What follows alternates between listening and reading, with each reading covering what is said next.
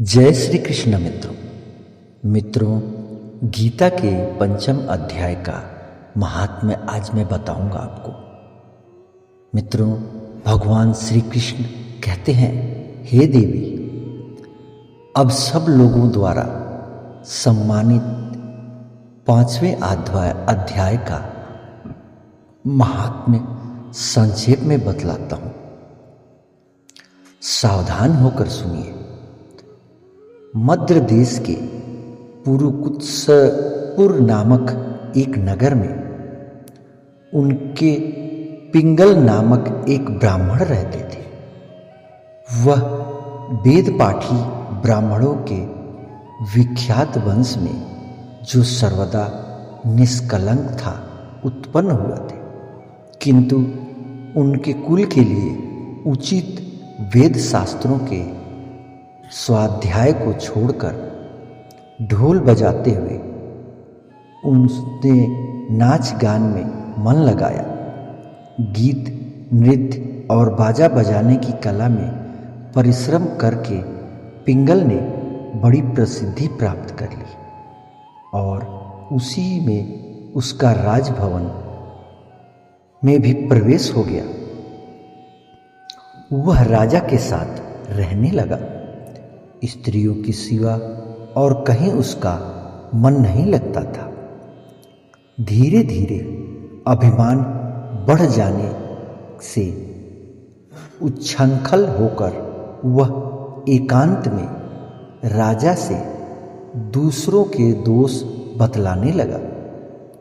पिंगल की एक स्त्री थी जिसका नाम था अरुणा। वह नीच कुल में उत्पन्न हुई थी और कामी पुरुषों के साथ विहार करने की इच्छा से सदा उन्हीं की खोज में घूमा करती थी। उसने पति को अपने मार्ग का कंटक समझकर एक दिन आधी रात में घर के भीतर ही उसका सिर काटकर मार डाला और उसकी लाश को जमीन में गाड़ दिया। इस प्रकार प्राणों से विमुक्त होकर वह यमलोक पहुंचा और भीषण नरकों का उपभोग करके निर्जन वन में गिद्ध बन के जन्म लिया। अरुणा भी भगंदर रोग से अपने सुंदर शरीर को त्याग कर घोर नरक भोगने के पश्चात उसी वन में सुखी हुई। एक दिन वह दाना चूमने की इच्छा से इधर उधर फुदक रही थी। इतने में वह गिद्ध ने पुनर्जन्म के वैर का स्मरण करके उसे अपने तीखे नखों से फाड़ डाला। सुकी घायल होकर पानी से भरी हुई एक मनुष्य की झोपड़ी में गिरी। गिद्ध पुनः उसकी ओर झपटा।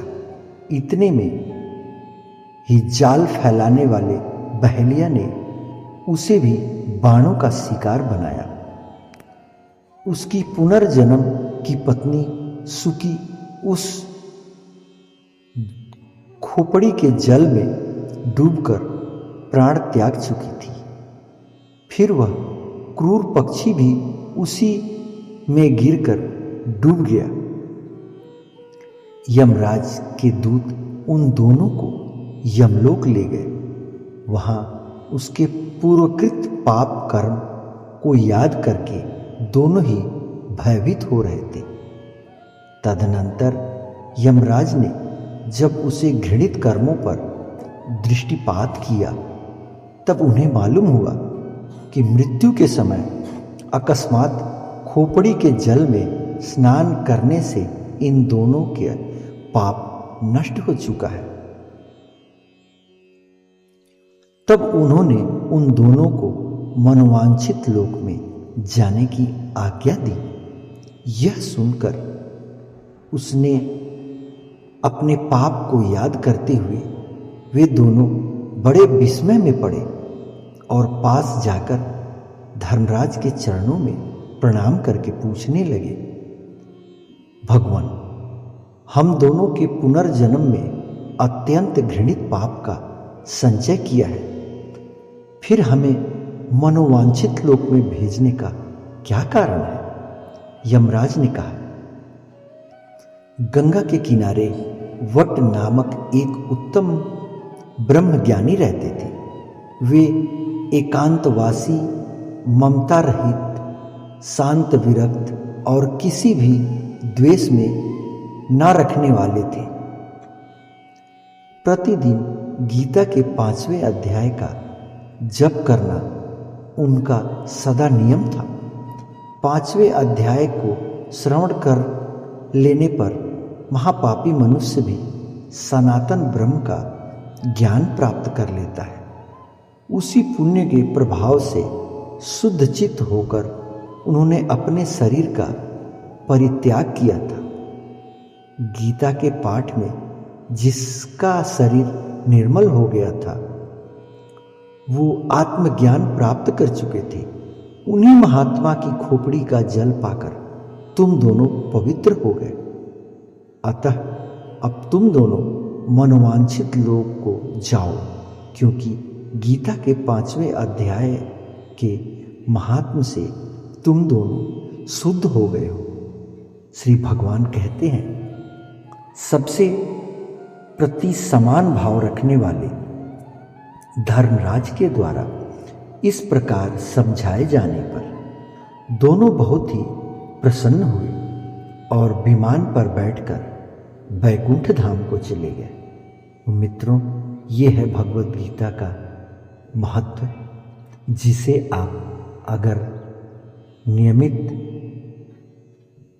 पाठ करें तो आपके जीवन में सारे कष्ट तो दूर होंगे ही, साथ में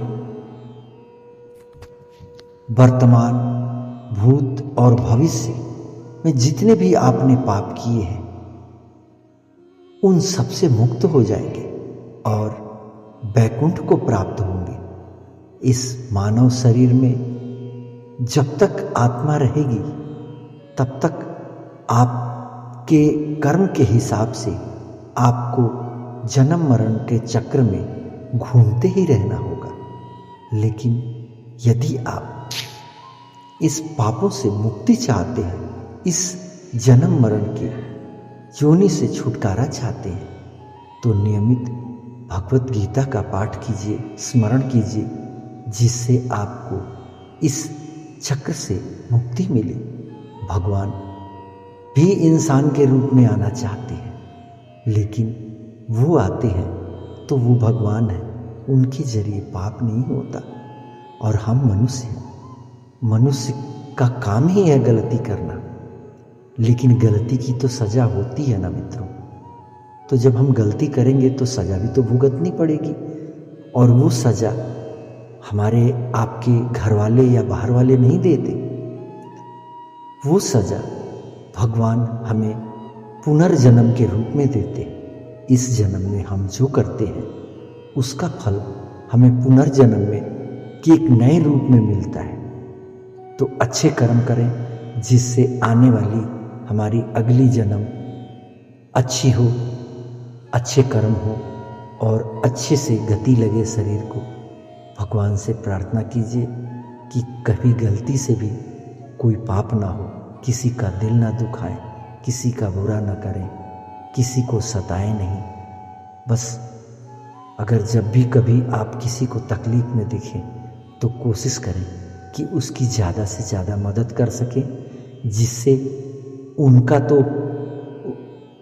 फायदा होगा ही, साथ में आपके समस्त बुरे पाप जो आपने बुरे कर्म किए होंगे ज़िंदगी में कभी भी गलती से या जानबूझ के, तो उससे उद्धार होने का एक मार्ग मिल जाएगा और इस मानव जीवन से मुक्ति मिलेगी, उद्धार हो जाएंगे। आने वाले समय में फिर मैं आपको भगवत गीता के अगले अध्याय के विषय में श्रवण कराऊंगा।